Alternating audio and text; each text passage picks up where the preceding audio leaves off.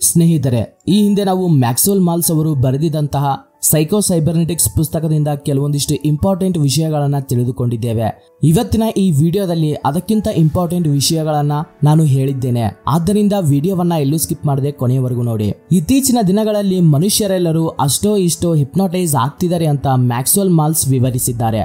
ಅದು ಹೇಗೆಂದ್ರೆ, ಬೇರೆಯವರ ನೆಗೆಟಿವ್ ಐಡಿಯಾಗಳನ್ನ ಇವರು ಕುರುಡುತನರಾಗಿ ನಂಬಿ ಫಾಲೋ ಆಗ್ತಾ ಕೆಲವು ನೆಗೆಟಿವ್ ಐಡಿಯಾಗಳನ್ನ ರಿಪೀಟೆಡ್ ಆಗಿ ಕೇಳಿ ಅವು ನಿಜ ಅಂತ ನಂಬಿ ಬಿಡೋದು. ಈ ರೀತಿಯಾದ ನೆಗೆಟಿವ್ ಐಡಿಯಾಗಳೆಲ್ಲ ನಮ್ಮ ಪರ್ಸನಾಲಿಟಿ ಮೇಲೆ, ನಮ್ಮ ನಡವಳಿಕೆಯ ಮೇಲೆ ನೆಗೆಟಿವ್ ಎಫೆಕ್ಟ್ ನ ತೋರಿಸ್ತವೆ. ಈ ನೆಗೆಟಿವ್ ಐಡಿಯಾಗಳೆಲ್ಲ ನಮ್ಮ ಮೈಂಡ್ ಅಲ್ಲಿ ಬೇರೂರಿ ಒಬ್ಬ ಪ್ರೊಫೆಷನಲ್ ಹಿಪ್ನೋಟೈಸರ್ ನಮ್ಮನ್ನ ಹಿಪ್ನೋಟೈಸ್ ಮಾಡಿದ್ರೆ ಹೇಗಿರುತ್ತೋ ನಮ್ಮ ಬಿಹೇವಿಯರ್ ಕೂಡ ಹಾಗೆ ಆಗ್ಬಿಡುತ್ತೆ. ಈ ನೆಗೆಟಿವ್ ಐಡಿಯಾಗಳ ಮೇಲೆ ಮ್ಯಾಕ್ಸ್ವೆಲ್ ಮಾಲ್ಸ್ ಕೆಲವು ಎಕ್ಸಾಂಪಲ್ಸ್ ಗಳನ್ನ ಕೊಟ್ಟಿದ್ದಾರೆ. ಒಬ್ಬ ಪ್ರೊಫೆಷನಲ್ ಹಿಪ್ನೋಟೈಸರ್ ಒಬ್ಬ ಚಾಂಪಿಯನ್ ವೇಟ್ ಲಿಫ್ಟರ್ ನ ಹಿಪ್ನೋಟೈಸ್ ಮಾಡಿ ಅವನು ತುಂಬಾ ವೀಕ್ ಆಗ್ಬಿಟ್ಟಿದ್ದಾನೆ ಅಂತ, ಅವನು ಟೇಬಲ್ ಮೇಲಿನ ಪೆನ್ಸಿಲ್ ನ ಕೂಡ ಲಿಫ್ಟ್ ಮಾಡೋಕ್ ಆಗೋದಿಲ್ಲ ಅಂತ ಹೇಳಿದ್ರು. ಆವಾಗ ಆ ವೇಟ್ ಲಿಫ್ಟರ್ ನಿಜವಾಗ್ಲೂ ಆ ಪೆನ್ಸಿಲ್ ನ ಎತ್ತೋಕಾಗ್ಲಿಲ್ಲ. ಇದೇ ಎಕ್ಸ್ಪೆರಿಮೆಂಟ್ ನ ಇನ್ನೊಬ್ಬ ಫುಟ್ಬಾಲ್ ಪ್ಲೇಯರ್ ನ ಮೇಲೆ ಮಾಡಿದ್ರು. ಅವನ ಕಾಲು ನೆಲದ ಮೇಲೆ ಮುಚ್ಚಿ ಹೋಗಿದಾವೆ ಅಂತ ಹೇಳಿದ್ರೆ ಅವನು ನಿಜವಾಗ್ಲೂ ಕದಲದೆ ಇರೋ ಹಾಗೆ ಆಯ್ತು. ಇದೇ ವಿಧಾನವಾಗಿ ಕೆಲವು ಜನ ಪಾಸಿಟಿವ್ ಆಗಿ ಹಿಪ್ನೋಟೈಸಮ್ ನಿಂದ ಬದಲಾದ್ರು. ಯಾರು ಬಲಹೀನವಾಗಿದ್ದಾರೋ ಅವರನ್ನ ನೀವು ಬಲವಂತರು ಅಂತ ಹಿಪ್ನೋಟೈಸಮ್ ಮಾಡಿದ್ರಿಂದ ಅವರ ಬಲ ಜಾಸ್ತಿ ಆಯ್ತು. ಈ ಎಕ್ಸ್ಪೆರಿಮೆಂಟ್ ನಿಂದ ನಾವು ಇಲ್ಲಿ ತಿಳಿದುಕೊಳ್ಳಬೇಕಾಗಿರುವಂತಹ ವಿಷಯ ಏನಂದ್ರೆ, ಇಲ್ಲಿ ಅವರ ಬಲಗಳಲ್ಲಿ ಬದಲಾವಣೆ ಅನ್ನೋದು ಬರಲಿಲ್ಲ, ಅವರ ಆಲೋಚನೆಗಳಲ್ಲಿ ಬದಲಾವಣೆ ಅನ್ನೋದು ಬಂದಿದ್ದು. ನಮ್ಮ ಸಬ್ ಕಾನ್ಸಿಯಸ್ ಮೈಂಡ್ ಎಷ್ಟು ಪವರ್ಫುಲ್ ಅಂದ್ರೆ, ನಾವು ಏನನ್ನ ಬಲವಾಗಿ ನಂಬಿದ್ರೆ ಆ ನಂಬಿಕೆಗಳನ್ನ ನಿಜ ಮಾಡುತ್ತೆ. ನಾವು ಪ್ರತಿದಿನ ಯಾವುದೋ ವಿಧಾನವಾಗಿ ನಾವು ಹಿಪ್ನೋಟೈಸೇಷನ್ ಆಗ್ತಾ ಇರ್ತೀವಿ.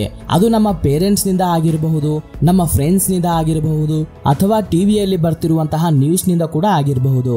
ನಾವು ಕೆಲವು ವಿಷಯಗಳನ್ನ ನಂಬಿ ನಮ್ಮ ಸಬ್ ಕಾನ್ಸಿಯಸ್ ಪವರ್ ನ ಇನ್ಫ್ಲೂಯೆನ್ಸ್ ಮಾಡ್ಕೊಳ್ತೀವಿ. ಇಲ್ಲಿ ನಮಗೆ ನಾವೇ ಒಂದು ಕ್ವಶನ್ ನ ಕೇಳ್ಕೋಬೇಕು, ಈ ನಂಬಿಕೆಗಳು ನಿಮ್ಮ ಜೀವನವನ್ನ ಕಂಟ್ರೋಲ್ ಮಾಡ್ಬೇಕಾ ಬೇಡ್ವಾ?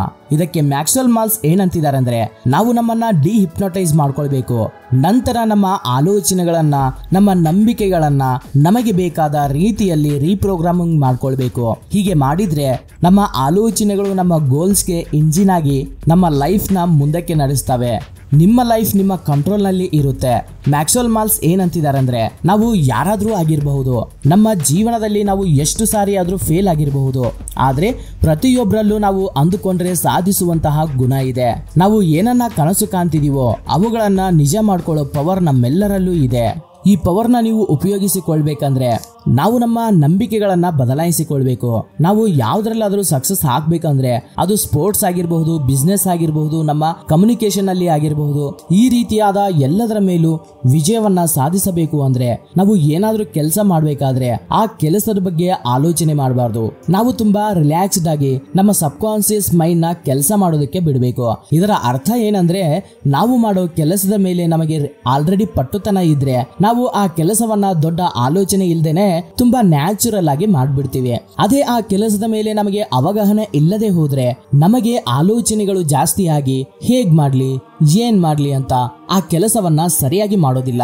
ಇಲ್ಲಿ ಒಂದು ಎಕ್ಸಾಂಪಲ್ ನ ಹೇಳ್ತೀನಿ. ನಮ್ಮ ಕ್ರಿಕೆಟರ್ಗಳು ಅವರು ಕ್ರಿಕೆಟ್ ಪ್ರಾಕ್ಟೀಸ್ ಮಾಡುವಾಗ ಯಾವ ಬಾಲ್ ನ ಹೇಗೆ ಆಡಬೇಕು, ಅವರ ಫೀಲ್ಡಿಂಗ್ ಹೇಗಿರಬೇಕು, ಯಾವ ಬ್ಯಾಟ್ಸ್ಮನ್ ಗೆ ಹೇಗೆ ಬಾಲ್ ಹಾಕಬೇಕು ಅಂತ ಇದರ ಬಗ್ಗೆನೇ ಮೊದಲೇನೆ ಪ್ಲಾನಿಂಗ್ ಅಂಡ್ ಸ್ಟ್ರಾಟಜಿನ ಹಾಕಿಕೊಳ್ತಾರೆ. ಒಂದು ಸಾರಿ ಅವರು ಗೇಮ್ ನಲ್ಲಿ ಇಳಿದ ನಂತರ ಅವರ ಮೈಂಡ್ ಒಂದು ಪಕ್ಷಿ ಗಾಳಿಯಲ್ಲಿ ಹೇಗೆ ಹಾರುತ್ತೋ ಹಾಗೇನೆ ಇವರ ಬ್ರೇನ್ ಅನ್ನೋದು ಕೂಡ ಕೆಲಸ ಮಾಡುತ್ತೆ. ಯಾಕಂದ್ರೆ ಡಾಟಾ ಎಲ್ಲ ಸಬ್ ಕಾನ್ಸಿಯಸ್ಗೆ ಇವರು ಮೊದಲೇನೆ ಕೊಟ್ಬಿಟ್ಟಿರ್ತಾರೆ. ಹಾಗಲ್ದೆ ಆಟ ಆಡುವಾಗ ಜಾಸ್ತಿ ಆಲೋಚನೆ ಮಾಡಿದ್ರೆ ಅವರು ಅಂದುಕೊಂಡ ವಿಧಾನದಲ್ಲಿ ಆಡೋದಿಕ್ಕೆ ಆಗೋದಿಲ್ಲ. ನಾವು ಒಂದು ವಿಷಯವನ್ನ ಕಲ್ತ್ಕೊಂಡ ನಂತರ ಅದನ್ನ ಅನುಸರಿಸುವಾಗ ನಾವು ಬೇರೆ ಆಲೋಚನೆಗಳನ್ನ ಯಾವತ್ತೂ ಇಟ್ಕೋಬಾರ್ದು. ನಮ್ಮ ಎಬಿಲಿಟೀಸ್ ಮೇಲೆ, ನಮ್ಮ ಸ್ಕಿಲ್ಸ್ ಮೇಲೆ ಪೂರ್ತಿ ನಂಬಿಕೆಯಿಂದ ಕೆಲಸಗಳನ್ನ ಮಾಡಬೇಕು. ಇದನ್ನೇ ಟ್ರಸ್ಟಿಂಗ್ ಮೈಂಡ್ ಸೆಟ್ ಅಂತ ಅಂತಾರೆ. ಯಾರು ಇದನ್ನ ರೊಟೀನ್ ಆಗಿ ಆಕ್ಸೆಸ್ ಮಾಡಬಲ್ಲರೋ ಅವರು ಉಳಿದವರಿಗಿಂತ ಯಾವ ಕೆಲಸದಲ್ಲಾದ್ರೂ ಚೆನ್ನಾಗಿ ಮಾಡ್ತಾರೆ. ಮ್ಯಾಕ್ಸ್ವೆಲ್ ಮಾಲ್ಸ್ ಸಿಂಪಲ್ ಆಗಿ ಏನಂತಿದ್ದಾರೆ ಅಂದ್ರೆ, ನಾವು ಒಂದು ಕೆಲಸದಲ್ಲಿ ಪ್ರವೀಣತೆಯನ್ನ ಸಾಧಿಸಿ ಅದರಲ್ಲಿ ಚೆನ್ನಾಗಿ ಬೆಳಿಬೇಕಂದ್ರೆ ನಾವು 2 ವಿಷಯಗಳನ್ನ ಪಾಲಿಸಬೇಕು. ಒಂದು, ಟೈಮ್ ಟು ಟ್ರೈನ್. ನಾವು ಸ್ವಲ್ಪ ಟೈಮ್ ನ ಟ್ರೈನಿಂಗ್ ಅಂತ ಕೊಡಬೇಕು. ಈ ಟ್ರೈನಿಂಗ್ ನಲ್ಲಿ ನಾವು ತುಂಬಾ ಚೆನ್ನಾಗಿ ಪ್ರಾಕ್ಟೀಸ್ ಮಾಡೋದು, ನಮ್ಮ ಗೋಲ್ಸ್ ನ ವಿಜುವಲೈಸ್ ಮಾಡೋದು, ಈ ರೀತಿ ಮಾಡಬೇಕು.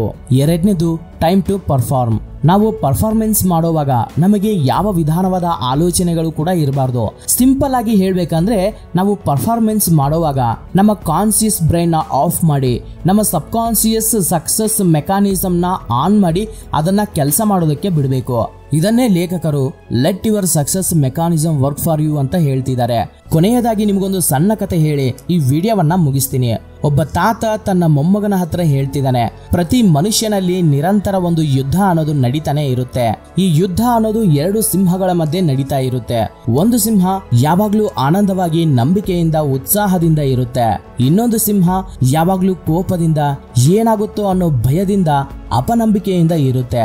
ಆವಾಗ ಮೊಮ್ಮಗ ತಾತನನ್ನ ಕೇಳ್ತಾನೆ, ಈ ಎರಡರಲ್ಲಿ ಯಾವ ಸಿಂಹ ಗೆಲ್ಲುತ್ತೆ ಅಂತ. ಆವಾಗ ಆ ತಾತ, ನೀನು ಯಾವುದಕ್ಕೆ ಜಾಸ್ತಿ ಊಟ ಹಾಕ್ತೀಯೋ ಅದೇ ಗೆಲ್ಲುತ್ತೆ ಅಂತ ಹೇಳ್ತಾನೆ. ಸೊ ನೀವು ನಿಮ್ಮ ಮೆದುಳಿನಲ್ಲಿ ಯಾವ ಸಿಂಹಕ್ಕೆ ಜಾಸ್ತಿ ಊಟವನ್ನ ಹಾಕ್ತೀರಾ? ಪಾಸಿಟಿವ್ ಆಗಿರೋ ಸಿಂಹಕ್ಕ, ನೆಗೆಟಿವ್ ಆಗಿರೋ ಸಿಂಹಕ್ಕ?